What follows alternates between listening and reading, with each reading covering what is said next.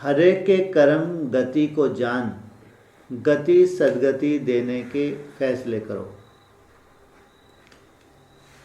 Facilities ना लो, अब तो दाता बनकर दो। कोई भी सेवा प्रति व स्वयं प्रति सैल्वेशन के आधार पर स्वयं की उन्नति व सेवा की अल्पकाल की सफलता प्राप्त हो जाएगी, लेकिन आज महान होंगे, कल महानता की प्यासी आत्मा बन जाएंगे। सदा प्राप्ति की इच्छा में रहेंगे। एक होते हैं प्राप्ति स्वरूप, एक होते हैं प्राप्ति की इच्छा में रहने वाले। नाम हो जाए, काम हो जाए, इसके इच्छा मात्रम अविद्या स्वरूप न बन सकेंगे। जैसे बाप नाम रूप से न्यारे हैं, तो सबसे अधिक नाम का गायन बाप का है। वैसे ही अल्पकाल के नाम और मान से न्यारे बनो, तो सदा काल के लिए सर्व के प्यारे स्वतः ही बन जाएंगे। नाम और मान के भिखारीपन का अंश मात्र भी त्याग करो। ऐसे त्यागी विश्व के भाग्य विधाता बन सकते हैं। कर्म का फल खाने के अभ्यासी ज्यादा हैं, इसलिए कच्चा फल खा लेते हैं। इधर कर्म करते हैं, उधर लगता है बस इसका फल त्याग जो किया, इसका फल कब मिलना चाहिए। पूछना अब भी ये हालत है पुरुषार्थियों की, इनको कहेंगे योगी।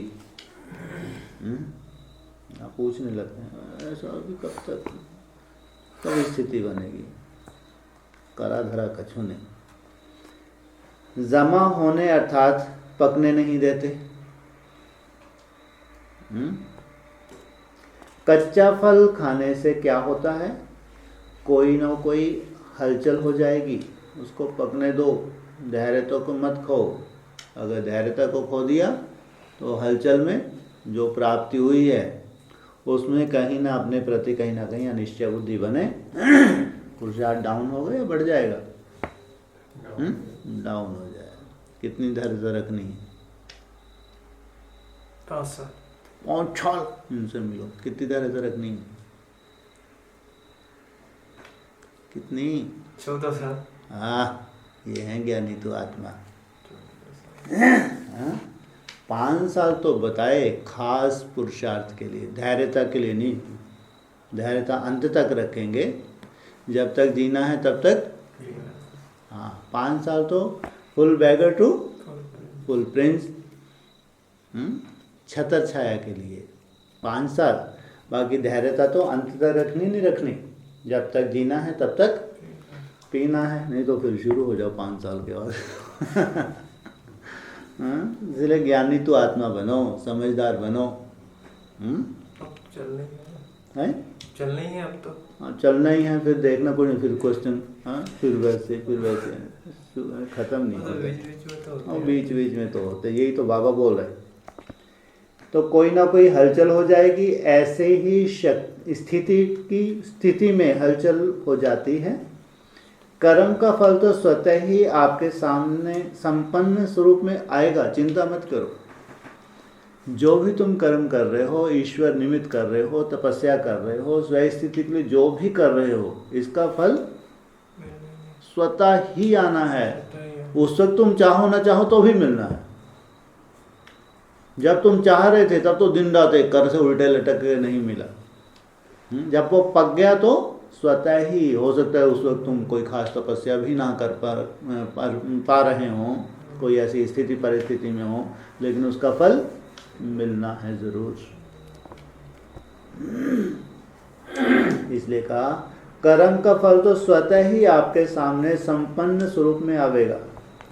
एक श्रेष्ठ कर्म करने का 100 गुना संपन्न फल के स्वरूप में आएगा। सोचो, एक का 100 गुना।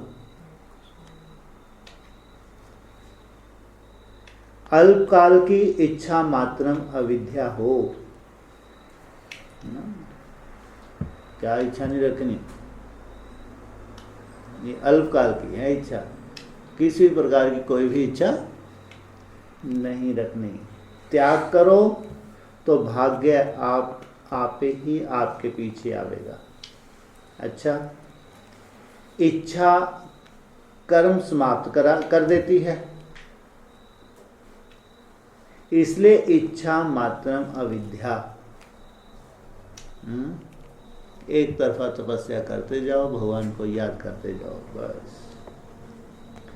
इस विद्या की अविद्या महान ज्ञानी स्वरूप है, इसमें ज्यादा समझदार ना बनना।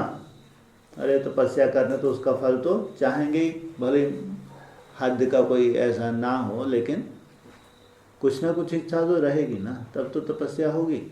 नहीं, बिना इच्छा के तपस्या करेंगे फिर इसको कहेंगे इच्छा मात्र में अविद्या। कहेंगे